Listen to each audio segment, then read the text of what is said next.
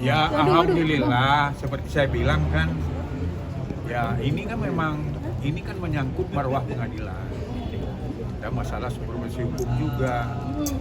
Walaupun terlambat, tapi kita apresiasi lah JPU kan, jaksa penuntut umum yang udah berusaha.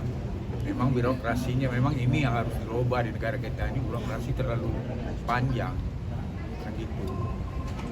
Jadi ya pastilah kita memahami ya kan, ya Pak Menko kan sesuai dengan permintaan kami kan, mereka udah mengirim surat ke Menko ya kan, Menteri Hukum, Menteri Koordinator Hukum, kemudian ke Menteri Imapas. Nah kan memang benar, karena apa, Dirjen ini kan masih tingkatnya kan masih ya kan ada yang lebih atas. Nah kalau Menko kan udah jelas itu kan Pak Yusril profesor kan, jelas itu kan pengacara ya kan, Pak Menko juga pengacara juga, dan Pak Kementerian Imapas, beliau ini kan juga orang sangat paham ya, beliau ini kan mantan kabar eskrim, pasti beliau paham betul aturan beracara. Nah, jadi otomatis kan ya surat ini udah nyampe di tangan beliau itu pasti nggak akan ada halangannya, karena ini menyangkut dengan supremasi hukum dan menyangkut juga dengan marwah pengadilan ini. Jadi ya kita bersiap-siap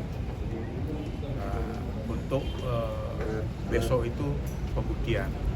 Ya kami kan juga udah siap juga kan, menguatkan eksepsi kami itu dengan bukti-bukti juga, dengan saksi.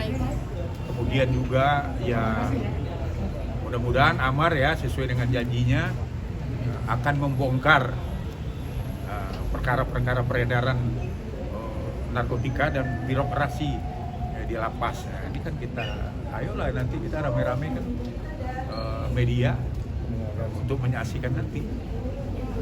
Supaya apa? Supaya ini kan tujuannya kan baik, supaya kedepannya ya mungkin lapas ini akan terbebas dari peredaran narkotika, dan kemudian juga kan ya supaya nanti akan ketahuan juga bagaimana perannya dari para petugas lapas kok bisa barang yang harus diawasin ya kan bisa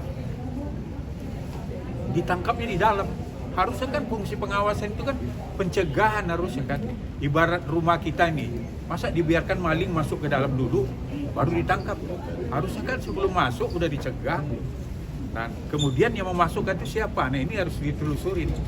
Nah mudah-mudahan nanti kan bisa terbuka di sana kan. Bang, tapi itu kan nanti dia bakalan dibalikin lagi ya. Nah itu gimana Bang? Apakah mungkin akan meminta lagi untuk dipindah ke Salemba? Ya sekarang kan ini, itu pengembalian itu kan memang haknya dari Dirjen Pas ya, pemasyarakatan. Ya sekarang kan persidangan ini yang kita butuhkan kan keterangan Amar di persidangan terbuka untuk umum ini di depan hakim. Ya kalau itu kan untuk dia dikembalikan lagi itu kan rananya menengok keputusan nanti kan. Amar ini dipindahkan kan dengan tuduhan ya kan, dugaan dia mengedarkan narkotika di lapas.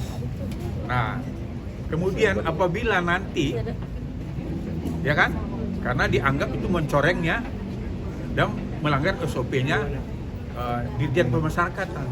Nah apabila nanti seandainya ya kan keputusan ini Amar ini bebas, ya otomatis kan berarti kan tidak terbukti, ya otomatis kan ya Amar kembali menjalankan hukum lama kan gitu. Bang, soal permohonan LPSK gimana tuh Bang? Nah, saya Pak Made, ini Pak Nyoman. beliau Pak Nyoman, beliau yang ngurus. Ya, kebetulan Pak izin berdiri sedikit Pak. ya. Bentar. Coba pas Pak. Pas. Bentar, Bang.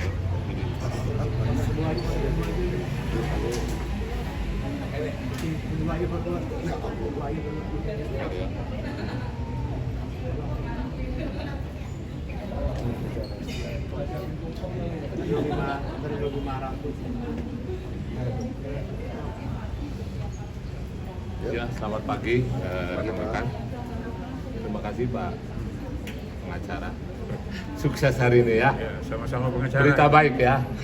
Amin, amin. Jadi kami sebagai salah satu kuasa di samping Pak John Matias untuk di non litigasi, kami sudah menyampaikan waktu itu surat permohonan untuk diajukan sebagai justice kolaborator dalam rangka program pemerintah Bapak Presiden di dalam Asta Cita untuk pemberantasan narkoba. Jadi ada hal-hal ganjil.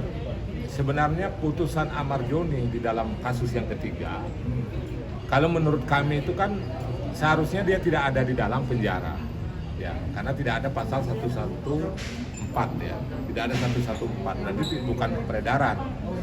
Nah kalau ataupun ya Adiksi, pecandu. ya pecandu.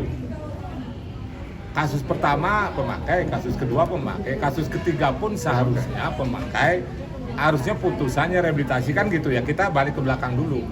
Nah kalau itu pun dia divonis penjara, dia masih adiksi, kecanduan, terus siapa yang membuat ya hal perkara yang keempat ini bisa terjadi kan gitu ya? Berarti ada yang skenarionya itu gitu.